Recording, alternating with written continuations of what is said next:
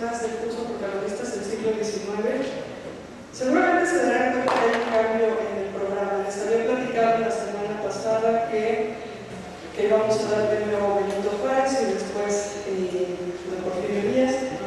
Este cambio no se nos había anunciado en la presencia del doctor Rubén Ruiz Guerra por razones ajenas a la voluntad de la doctora Patricia Galera, no puede estar esta tarde con ustedes.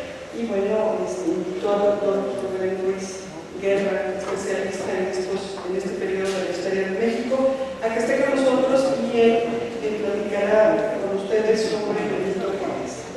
Lo conocen, estuvo hace 2 semanas con nosotros, pero obviamente les recordaré que es licenciado en Historia y maestro en Historia por el Instituto de Investigaciones Dr. José María Luis Mora, licenciado por la Universidad Nacional Autónoma de México. Es profesor de la Facultad de Filosofía y Letras de la UNAM e investigador de tiempo completo en el Centro de Investigaciones sobre América Latina y el Caribe de la misma UNAM.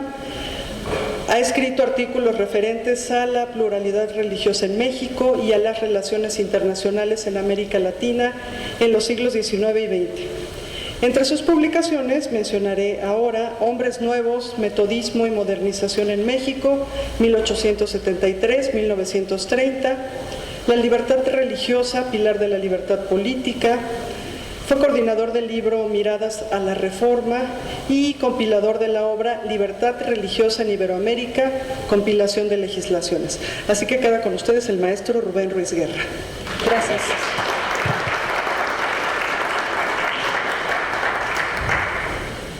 Muchísimas gracias por la tolerancia. Es un privilegio para mí estar con ustedes aquí nuevamente. Estuve muy contento hace 15 días y yo creo que se percataron de eso por algunas personas y decidieron volverme a invitar. Con muchísimo gusto lo hago, es un privilegio, lo señalé hace 15 días e insisto en ello el día de hoy. Hoy me invitaron a platicar sobre un personaje sumamente importante, Benito Juárez. Para mí, es el personaje más importante de nuestra historia. Punto. Así de sencillo. Ni modo. Hay filias y hay fobias siempre en el trabajo de los historiadores, hay filias y fobias siempre en la vida de los seres humanos, y yo fui educado con una serie de valores, fui educado bajo una serie de principios y viví bajo una serie de elementos de guía familiar, personal, moral, emocional, que me vinculan muchísimo con el benemérito de las Américas. Entonces, no esperen de mí una visión hipercrítica de don Benito. Les puedo ofrecer, eso sí, tratar de ser equilibrado, les puedo ofrecer, eso sí, sustentar mi visión en elementos que espero sean lo suficientes para hacerles saber a ustedes que mi visión es una visión que tiene ciertos visos de realidad. A final de cuentas, los historiadores, que durante muchos años nos hemos ufanado de que buscamos la verdad, los historiadores que muchos años nos hemos ufanado de que tenemos que contar las cosas exactamente tal como acontecieron, pues ya nos hemos dado cuenta de que eso no es cierto. Y no es cierto simplemente porque no es posible, humanamente no es posible que haya un relato total, absoluta, plenamente fidedigno de cualquier hecho que haya sucedido, ya no digamos hace 100 años, 150 años, sino siquiera hace 2 días. Y si no, recuerden sus últimos pleitos con sus parejas y recuerden cómo lo han recontado a sus amigos mutuos. Y cualquiera de ellos podrá decirles, la versión que me das es totalmente distinta.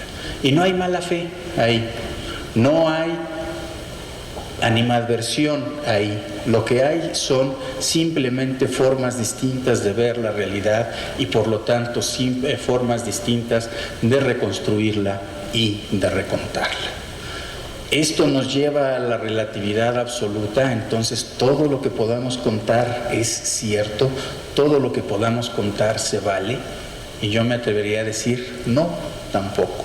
Justamente el trabajo del historiador es hacer versiones, no solo que sean verosímiles, no solo que sean creíbles, sino que también estén sustentadas, estén fundamentadas en testimonios que nos ayuden a saber que lo que estamos diciendo es cuando menos verídico, sino absolutamente cierto. Desde esta perspectiva, entonces, enfrento hoy el reto de platicar con ustedes del hombre más grande de la historia de este país. ¿Por qué me atrevo a decir que Juárez es el hombre más grande en la historia de este país? Por una razón muy sencilla: su determinación por defender el principio de constitución como base fundamental en la construcción de la nación mexicana ha permitido que se construyera una estructura nacional y que se construyera una estructura institucional en nuestro país del cual todavía gozamos. Y que además él defendió que se establecieran una serie de principios que todavía una enorme mayoría de mexicanos defendemos. ¿Y por qué los defendemos? Porque gozamos de ellos, porque los disfrutamos. Pensemos única y exclusivamente en el concepto de las libertades ciudadanas. El hecho de que cada uno de los miembros de la sociedad en la que estamos conformados tiene, por el mero hecho de haber nacido en esta sociedad, una serie de derechos fundamentales que le son inalienables. El derecho, sobre todo, a pensar, a dejar pensar, a ser libre y a tratar de vivir libremente. Y a partir de eso, insisto, la construcción de una institucionalidad. Para mí, a final de cuentas, fue Juárez el mexicano, no fue el único, ciertamente. Él encabezó a un grupo de mexicanos, hablábamos hace 15 años, de enorme valor. Pero él fue el que encabezó al grupo, él que fue el que marcó la tónica y él que fue el que, insisto, con su determinación logró que los principios finalmente triunfaran. Y aquí tendríamos que recordar una característica de nosotros los mexicanos. Nosotros somos re buenos para negociar todo. Y no tanto me refiero a negociar en términos de comprar y vender productos que son necesarios para la vida, sea comida, sea ropa, sea utensilios para la cotidianidad. No, yo me refiero a que somos muy buenos para vender y para comprar ciertos principios que tienen que normar las relaciones entre nosotros. No quiero generalizar porque siempre una generalización es injusta, pero sabemos que acostumbramos o que se acostumbra en este país tener normas que después pues obedecemos a medias.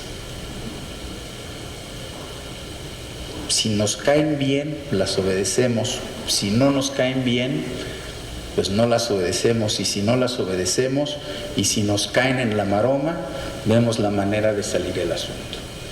Yo recuerdo hace muchos años, un 24 de diciembre, preparándome para la cena navideña, me pesca una patrulla diciendo que mi auto está echando humo gris y que entonces tengo que ir a dar al corralón.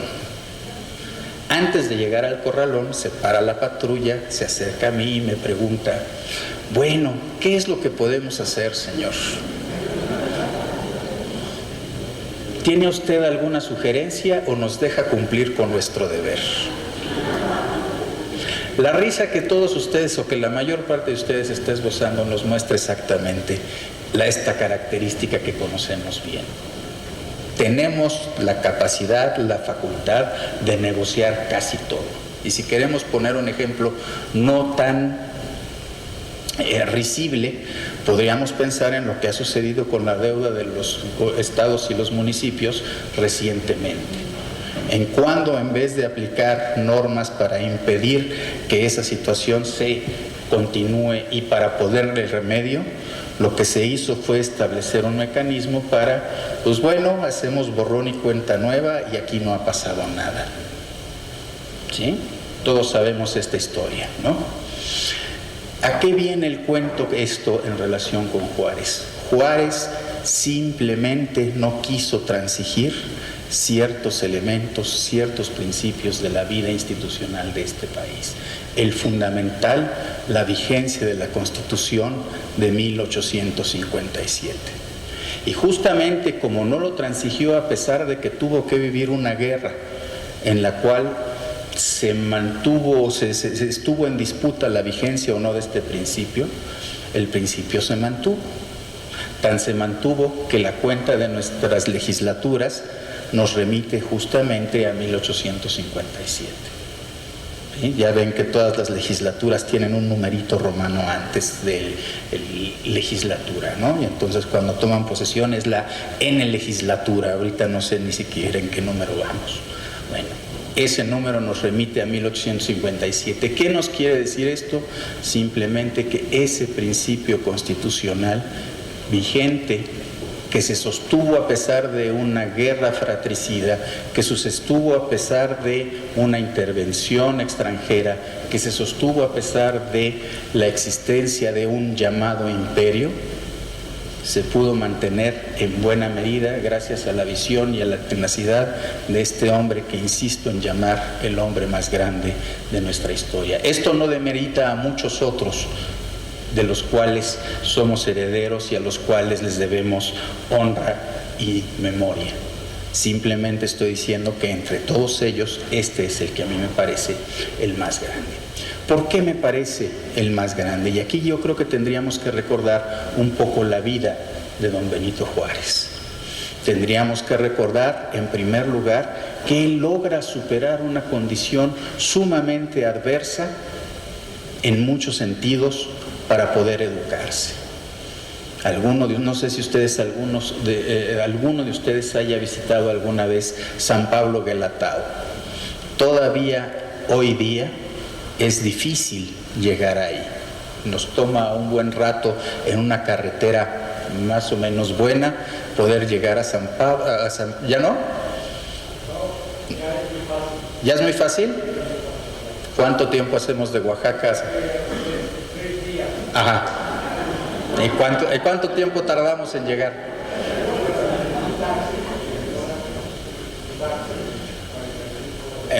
En un taxi 45 minutos. ¿Y de qué?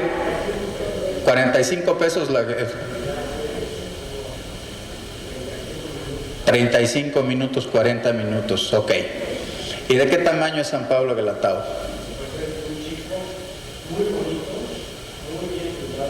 Sí. Ah, qué pena. Sí.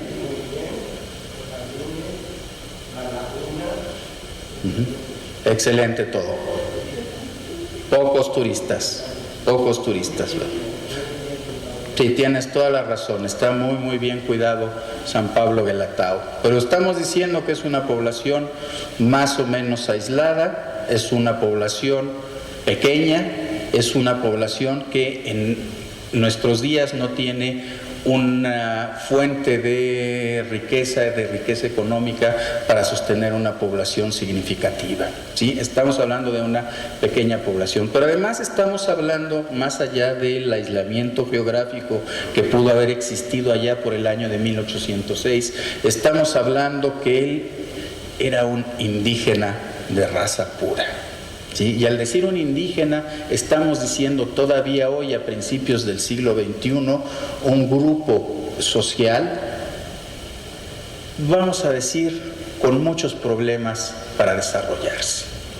No vamos a hablar de si existe o no existe racismo en este país, no vamos a hablar de si existen o no existen problemas económicos para el desarrollo de las comunidades indígenas, no vamos a hablar acerca de si existen o no existen problemas de construcción social para el que estas gentes puedan tener una vida digna, vamos a decirla de esa manera.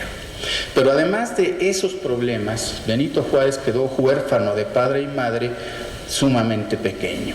Tenía 3 años cuando queda huérfano de padre y madre. Entonces vamos viendo que hay una serie de problemas que se hacen muy difíciles para que él pudiera conseguirse una manera de desarrollarse, de insertarse en la sociedad en la cual iba a vivir. Y él encontró el mecanismo para hacerlo en la educación. Decidió salir de su pueblo, irse a Oaxaca, en donde trabajaba su hermana como sirvienta en una casa de unos comerciantes ahí, y él se va y decide educarse. Él decide tomar el camino que los liberales del siglo XIX habían concebido como el camino de transformación de la sociedad, la educación. Los liberales del siglo XIX pensaban que la única manera de cambiar la sociedad, de cambiar la forma de vida en la sociedad mexicana era educándola. Y él fue uno de los ejemplos de que esto podía suceder. Él estudia primero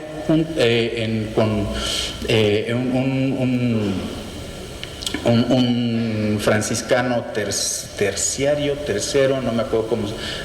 Es un laico, pero que ya está vinculado con la orden de los franciscanos, aún llevan hábito, y él es quien lo educa. Y posteriormente Juárez va a entrar al seminario para poder estudiar algo. La ruta para la educación en ese momento, estamos hablando la década de 1820, es la educación, finales de la década de 1810, es el seminario. Él tendrá la posibilidad de incorporarse a un proyecto moderno educativo que será el Instituto de Ciencias y Artes de Oaxaca. Justamente es ahí en donde él logra formarse como abogado, la profesión por excelencia en el siglo XIX. Y lo que es más importante es que la formación que obtiene en ese instituto no es solo formación que tiene que ver con libros, es una formación que le permite concebir las relaciones sociales de una manera moderna, de una manera novedosa. Si le creemos a Porfirio Díaz, que fue alumno de ese instituto algunos cuantos años después de Juárez, él dice que en ese Instituto de Ciencias y Artes no solo se aprendían cosas librescas, sino que se vivían relaciones de una manera horizontal. No se vivía ahí una sociedad estructurada jerárquicamente en la cual esas jerarquías se mantenían a partir de un lenguaje que habla de diferencias, como por ejemplo el usted y el mantener cierta obediencia frente a las autoridades, sino que se mostraban unas relaciones de manera horizontal. Maestros, alumnos, autoridades del Estado vivían de una manera un poco distinta. Pero no solo eso, ahí también aprende Juárez una serie de principios que tienen que ver con el valor de la diferenciación entre lo público y lo privado. Creo que esta es una de las características fundamentales de la modernidad que él va a vivir. ¿Y qué quiere decir esto? Quiere decir que él va a concebir que hay una serie de principios, que hay una serie de elementos en la vida del ser humano que son para regular las relaciones entre todos, y que hay otros elementos que son para regular la vida propia, la vida interna. Tal vez el ejemplo más claro de esto sea el papel de la religión. Durante toda la época colonial y todavía durante el siglo XIX hubo quienes concibieron a la religión como el instrumento para regular las relaciones de los seres humanos, tanto en lo público como en lo privado. En el Instituto de Ciencias y Artes se empieza a enseñar, se empieza a vivir. Juárez aprende que esto no puede ser así, que lo religioso debe tocar lo privado, mientras que lo público se debe regir por nuevos principios que tienen que ver con la igualdad, que tienen que ver con la libertad.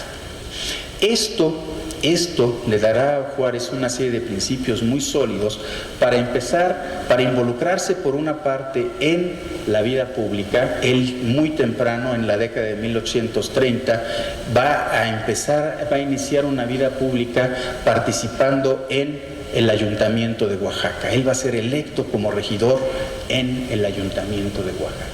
Pero por otra parte, esos principios le llevarán a litigar.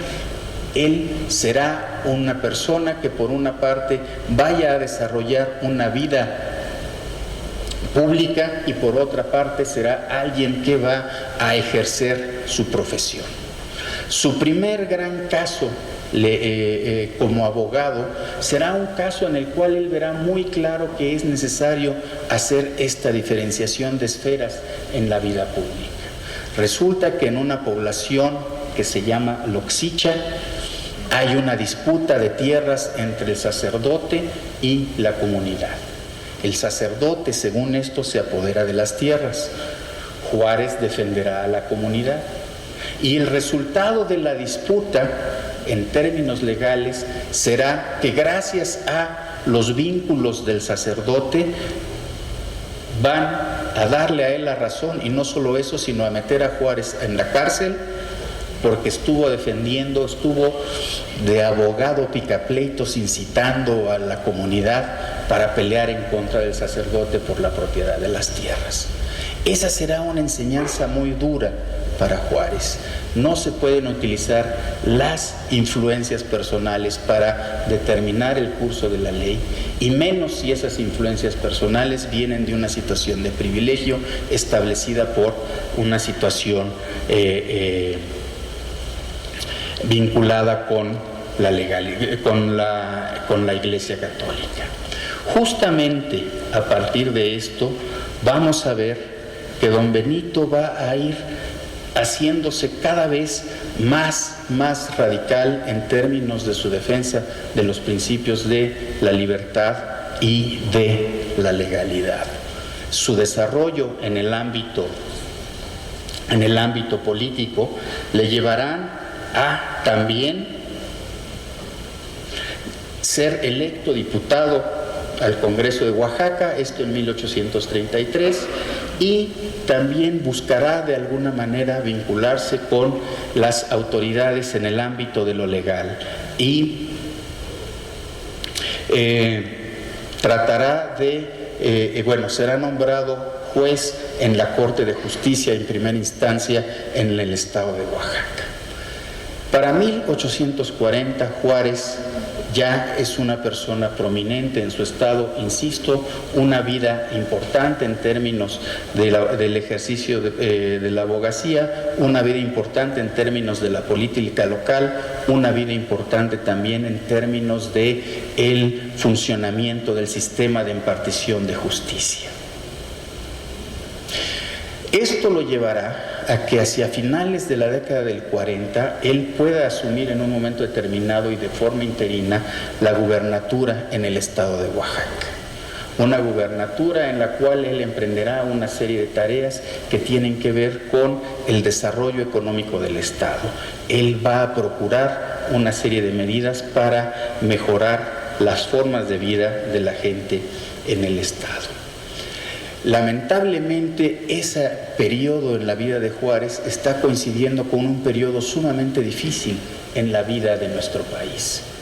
Desde la década de los 30, que se están viviendo, por una parte la primera intervención francesa, por otra parte la lucha de independencia de Texas, y en la década de los 40, cuando se está en una lucha desesperada verdaderamente por la construcción de un sistema institucional, la creación de una nueva constitución, la lucha más despiadada entre un modelo centralizado de ejercicio del poder o un modelo republicano.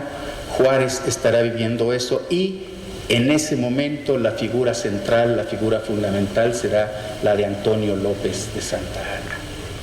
Justamente es el papel de Santa Anna como un gobernante autoritario lo que llevará a que muchos personajes, particularmente del interior del país, se reafirmen en la idea de que es la vida republicana la salida a los problemas institucionales del país. Nosotros recordamos que después de la intervención norteamericana 47-48 regresa Antonio López de Santa Anna al poder en un momento determinado, a ejercer una dictadura sumamente muy fuerte a inicios de los años 50. Y es a inicios de los años 50 donde muchos de esos líderes regionales, líderes locales, serán expulsados de nuestro país para vivir en el exilio. El exilio fundamentalmente se desarrollará en los Estados Unidos, particularmente, habíamos platicado hace 15 días, en las ciudades de Nueva Orleans y de Brownsville. Juárez será uno de los mexicanos que va al exilio y que va a estar conspirando desde el exilio en contra del gobierno de Antonio López de Santa Anna. El resultado de esto será que en 1854 estalla la Revolución de Ayutla, que expulsará del poder a Santa Anna, y a partir de 1855 se inicia una nueva etapa en la vida del país, la etapa de la construcción del nuevo proyecto revolucionario, de este proyecto liberal. Juárez será uno de los personajes que tendrá un papel central en ese proceso. Él tendrá ese papel central porque será incorporado como ministro de Justicia en el gobierno de Juan Álvarez, muchísimas gracias, en el gobierno de Juan Álvarez, y desde esa posición él será el promotor de una de las primeras leyes que conocemos como de reforma, la ley que elimina los fueros especiales o una parte de los fueros especiales en la impartición de justicia, particularmente el fuero militar y el fuero clerical. Justamente la idea que está atrás de esto es quitar cualquier tipo de privilegio a cualquier grupo social en la sociedad mexicana. Justamente ese es uno de los principios, uno de los elementos que Juárez defenderá. Después de la promulgación de esta ley, hay una serie de reacomodos en el gobierno revolucionario. Juan Álvarez renuncia a la presidencia, Ignacio Comonfort se hace de la presidencia de manera interina y Benito Juárez regresa a su estado natal, a Oaxaca, a ejercer nuevamente el cargo de gobernador. Y ahí vivirá otro momento muy importante en su vida que le reafirmará en la necesidad de controlar y de mantener alejadas, separadas la esfera de lo religioso con la esfera de lo público. ¿Por qué es esto? Cuenta Juárez en los apuntes para sus hijos que cuando él iba a tomar posesión, iba a seguir la tradición que existía en el Estado, que era hacer una misa, una celebración religiosa como parte de esta ceremonia de toma de posesión. Una misa de Te Deum, una misa de agradecimiento a Dios.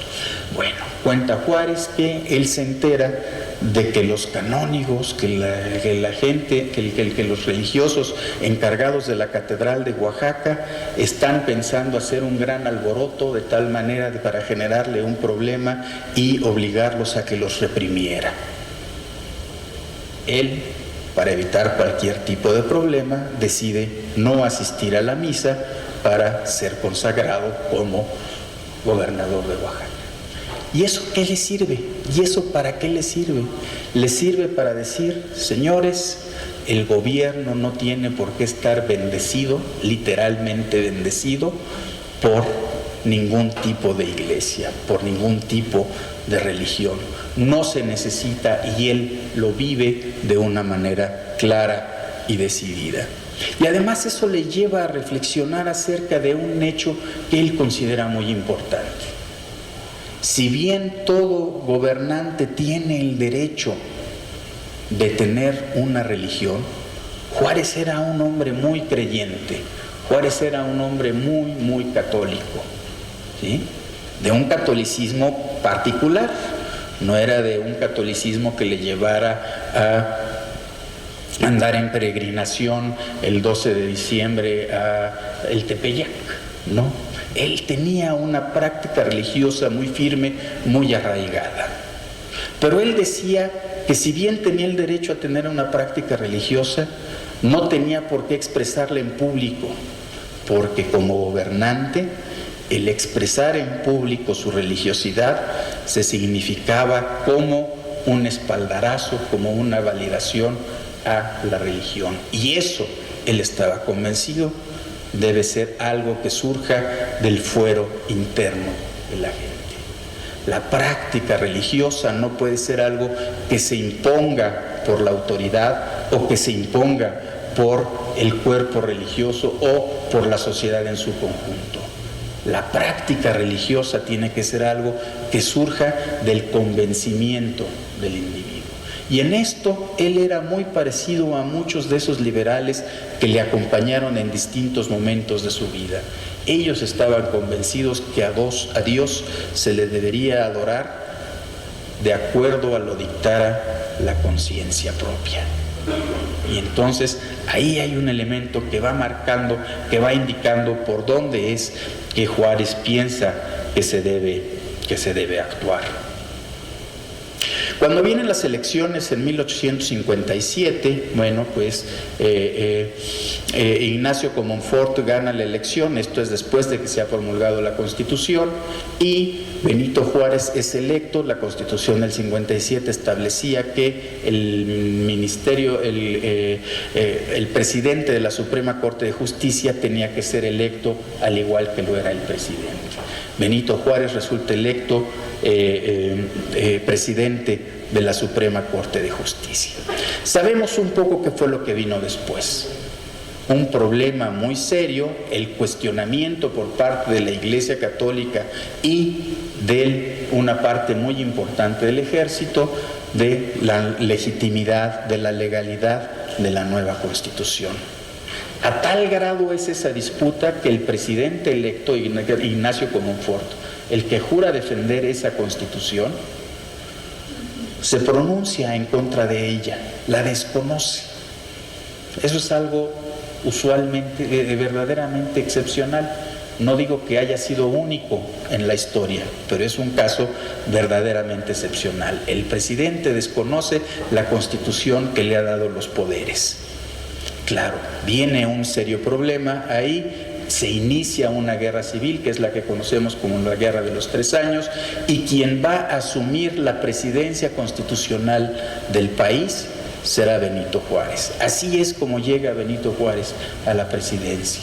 ¿Por qué? Porque él, habiendo sido electo presidente de la Suprema Corte de Justicia, tiene por ley, digámoslo así, el papel de ser el que tenga la capacidad de sustituir al presidente en su ausencia. Entonces, así es como llega Juárez al gobierno. Sabemos que la guerra de los 3 años es una guerra sumamente complicada, como toda guerra civil, como toda guerra fratricida. Una guerra en la cual, además, durante un primer momento, el grupo que se ha rebelado en contra de la Constitución, los conservadores, van ganando la guerra. Justamente esto es lo que va a llevar a la primera gran peregrinación de Juárez por el país, que lo llevará a bajar hasta Panamá y después estacionarse en Veracruz. En Veracruz, en donde estos liberales, este grupo liberal, establecerá su cuartel general. Es en ese cuartel general cuando en el año de 1859 se promulgan las leyes de reforma. ¿Qué buscan fundamentalmente esas leyes de reforma? En primer lugar, quitarle instrumentos, quitarle armas a sus enemigos. Y nosotros sabemos que en toda guerra la principal arma es el dinero. No hay otra. Sin dinero no se puede pelear. Se puede tener mucha animosidad, se puede tener mucha belicosidad, pero si no se tiene dinero con el cual pagar las armas, con el cual pagar las municiones, con el cual pagar los alimentos, pues ningún esfuerzo bélico se puede sostener. Entonces hay algunas leyes que van encaminadas justamente a privar al bando conservador de recursos. La nacionalización de los bienes del clero es una medida que va en ese sentido. Pero estas leyes no se quedan en eso. Estas leyes son unas leyes que están pensadas verdaderamente con una visión de Estado. Son unas leyes que están pensadas para transformar de raíz al país. Las leyes de reforma son unas leyes que buscan cambiar actitudes, cambiar valores, cambiar principios que guían las relaciones entre los seres humanos, pero sobre todo asegurar que los individuos se puedan desarrollar y puedan tener una mejor vida en nuestra sociedad.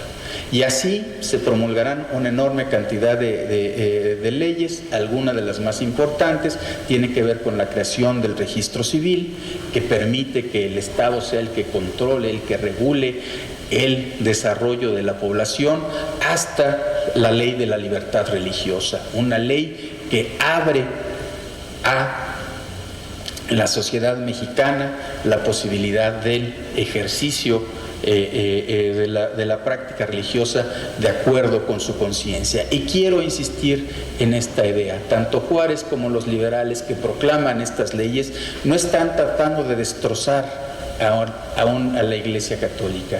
Están tratando de liberalizar, están tratando de abrir espacios para que los individuos puedan vivir de acuerdo a sus principios y a su conciencia. Es justamente en esos momentos, en ese periodo de la guerra, cuando se generan una serie de temas que han resultado sumamente complicados, sumamente controversiales, como por ejemplo el Tratado Maclean-Ocampo, sobre el cual creo que podremos entrar en el momento de preguntas y de respuestas. Para 1861 la guerra termina. Se mantiene la vigencia de la Constitución de 1857 y el gobierno encabezado por Benito Juárez regresa a la Ciudad de México. Hay un terrible problema. Toda sociedad que enfrenta una guerra enfrenta pobreza, enfrenta destrucción de las actividades productivas, enfrenta destrucción de muchos otros elementos. Por una parte, entonces se empieza a desarrollar todo este proyecto de intervención extranjera, la intervención francesa, acompañada de la intervención de Inglaterra y de España, que tendríamos que recordar que en esos momentos estas tres potencias hacen uso del recurso de la fuerza para cobrar deudas, para ganar posiciones, para establecer colonias, para establecer centros de consumo de sus productos y para establecer centros de producción de materias primas también para su industria. Es un momento sumamente complicado para el país. Nosotros recordamos que esta lucha se va a desarrollar en varias etapas. La primera, que va a ser muy corta, en la cual se deshace la triple alianza entre británicos, españoles y franceses. Los franceses permanecen en México, avanzan al centro del país, son detenidos en Puebla en un primer momento en 1862 y será hasta 1863 que lleguen a la capital. Es en 1863 entonces que el gobierno de la República tiene que salir de la capital e iniciar su segundo peregrinaje, el más famoso de todos, este peregrinaje que llevará a Benito Juárez hasta el Paso del Norte. Es muy importante este momento porque también empezarán a decantarse las fuerzas al interior del mismo grupo liberal, del mismo grupo que está defendiendo a la República. ¿Por qué? Porque va a ser una guerra sumamente difícil y sumamente costosa. Y entonces empezarán a surgir las voces que hablan de transigir. Y justamente frente a esas voces que hablan de transigir, Juárez dirá no, no y no. Habrá algún conflicto por ahí en 1864, cuando algunos piensan que ya ha terminado el gobierno, el periodo legal del gobierno de Juárez, y esto todavía tendrá algunos reparos un poco más adelante. En fin, el triunfo se alcanza en 1867 y en 1867, con la restauración de la República, se inicia la reconstrucción del país. Y ahí el papel de don Benito Juárez cobra una nueva relevancia ya no como el que defiende a ultranza las instituciones, sino el que tiene que hacerlas vigentes y permitir que funcionen y que logren de alguna manera aglutinar, darle una cierta unidad a la nación. El primer esfuerzo en esto es algo que algunos consideran un error político.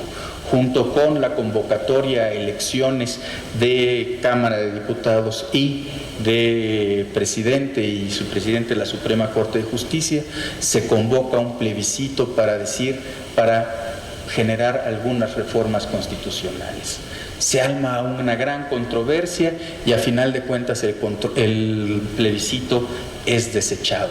Pero esto va a reflejar un serio problema que va a venir de ahí en adelante, que es el tener, después de la victoria frente al invasor extranjero, la necesidad de la reconstrucción de la unidad del país.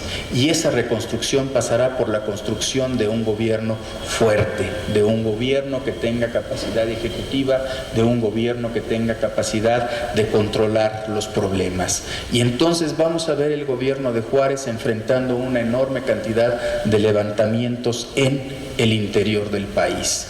Justamente es eso lo que va a generar una gran oposición en la prensa de la época, y que nos generará una enorme cantidad de visiones, de perspectivas sumamente críticas acerca de Juárez. Juárez, que en todo este proceso ha tenido que ir defendiendo no solo sus principios, no solo sus convicciones ante los enemigos, primero conservadores, después intervencionistas e imperialistas, sino también frente a aquellos dentro de su mismo grupo que piensan que se debería de optar por algunos caminos diferentes. Justamente esta perseverancia de Juárez en este sentido es lo que llevará a muchos de los que alguna vez fueron sus amigos a cuestionarle, a criticarle, a sostener que la única guía que él tenía era la sed de poder.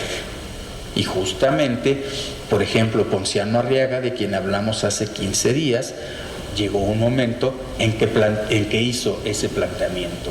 Juárez lo que hace es buscar el poder, y todo aquel que no está con él está contra él. Esto llegó a tal grado que aún los más cercanos de Juárez, durante la lucha en contra de la intervención francesa y el imperio, se fueron separando de él.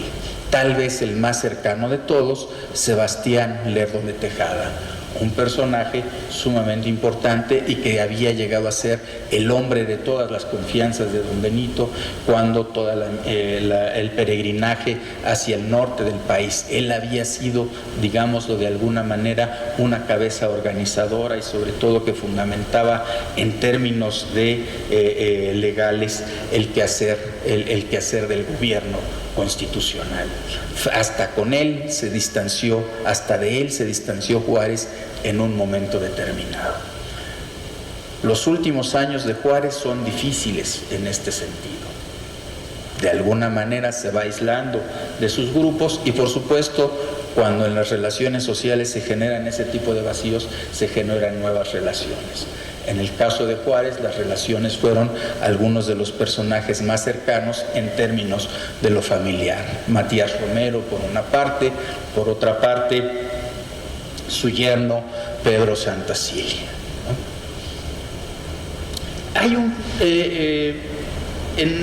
Juárez morirá en 1872. Ya bastante enfermo, ya bastante cansado, ya bastante acabado físicamente. Uno de los elementos que alimentó esto y que expresa de alguna manera los problemas que él tuvo es la muerte de su esposa Margarita Juárez en 1871. Dicen los que vieron, los que presenciaron ese proceso, que Juárez estuvo al lado de la cama de Margarita durante ya los últimos momentos, los últimos tiempos de su enfermedad, estuvo siempre con ella, taciturno, y cuando muere ella, se arma una gran alaraca, porque resulta que Margarita, ella sí era atea. Es una de las cosas que usualmente no nos cuentan, ¿no? Siempre nos dicen Juárez, el come curas, y hasta nos llegan a decir que se contradecía a sí mismo porque también era católico. Bueno, no. Juárez siempre fue católico. Margarita fue la que era atea. Y eso hay algunos testimonios que quedan en la correspondencia que ellos tuvieron. Por ejemplo, cuando durante la intervención francesa, Margarita se va hacia Nueva York y luego a Washington. Ahí mueren dos de los hijos de don Benito, Pepe, el más querido por los dos padres. Y resulta que Margarita le cuenta a Juárez del vacío existencial que tiene, del dolor, de la pena terrible que tiene por la pérdida de sus hijos. Y en una frase dice: ojalá y tuviera yo la fe de las Romero para poder tener siquiera la esperanza de que podría ver a mis hijos en una vida futura. Eso está expresando con toda claridad que doña Margarita pues no tenía esa fe que nos habla de la vida futura, esa que le daba a Ponciano Arriaga la seguridad para la vida futura. ¿Sí? Al morir Margarita, pues, y vienen las exequias, por supuesto, es un funeral de Estado prácticamente, es la mujer del presidente, y se arma la gran controversia de por qué no hay un sacerdote en la ceremonia. ¿De qué nos habla esto? Nos habla justamente de cómo las presiones alrededor de la familia Juárez, vamos a decirlo, alrededor de esta gente que ha estado en el poder durante tantos años, pues son muy fuertes y se manifiestan y se expresan y le demandan y le exigen cosas que él no estaba dispuesto a dar. ¿Por qué? Él conocía a su mujer y sabía qué creía y sabía qué no creía. Se impuso y no hubo sacerdotes en el sepelio de doña Margarita. ¿Sí? Pero insisto, esto nos habla de la situación vital, personal, tan difícil que un personaje tan importante como Juárez pudo haber vivido. En fin, podríamos seguir comentando muchas cosas de este tipo. Quisiera yo intentar cerrar esta breve exposición insistiendo en esta idea. Cuando hablamos de Benito Juárez estamos hablando, bueno, le voy a bajar un poco, de uno de los hombres más grandes en la historia de este país. Uno de los hombres más grandes que además, por lo que vino después, se fue convirtiendo en un símbolo. Nosotros sabemos que los personajes que adquieren una cierta relevancia social, no solo la adquieren por sus virtudes o también por sus defectos. Hay algunos que adquieren celebridad y arraigo por sus defectos, sino por lo que la gente que empieza a recordarlos les atribuye, lo que la gente ve en ellos. Eso es irse convirtiendo en un símbolo. De tal manera que Benito Juárez se fue convirtiendo en un símbolo. ¿En un símbolo de qué? En un símbolo, en primer lugar, de defensa de la nacionalidad. En segundo lugar, un símbolo de defensa de la institucionalidad. En tercer lugar, dentro de la defensa de la institucionalidad, específicamente de defensa de la Constitución mexicana. Y con la Constitución mexicana, todos los mecanismos, todos los elementos que se establecen ahí para regular ciertas tomas de decisiones, para regular el funcionamiento de las instituciones públicas. ¿Y por qué digo que lo que vino después fue lo que lo hizo simbolizar? Porque aunque mucha gente cuestionaba y se quejaba de don Benito cuando él fue gobernante, cuando después vio a Porfirio Díaz actuar, decidieron que aquello era mejor. ¿Qué habrá pasado? Podríamos platicar mucho al respecto, pero con esta idea quisiera yo cerrar. Benito Juárez como la encarnación de ciertos principios que seguimos considerando vigentes y fundamentales para la vida de nuestro país. Y pues abrimos el espacio para las preguntas y respuestas.